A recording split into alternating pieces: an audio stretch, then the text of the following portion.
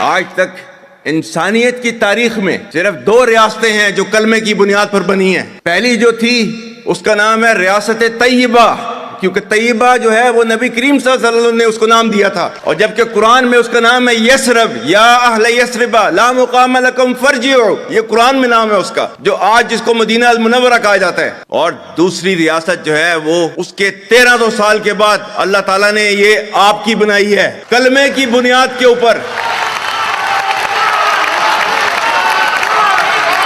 Whatever little bit of the terrorism which is taking place in the country, and the people say, and the people they are mostly propagating, that with this kind of security situation there won't be any investment coming to Pakistan.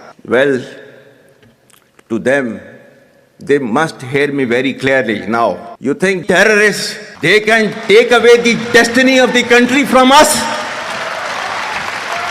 If this great Pakistani nation and the Pakistani armed forces, if 1.3 million Indian army with all their wherewithal, if they cannot intimidate us and they cannot coerce us, these terrorists can subdue the armed forces of Pakistan.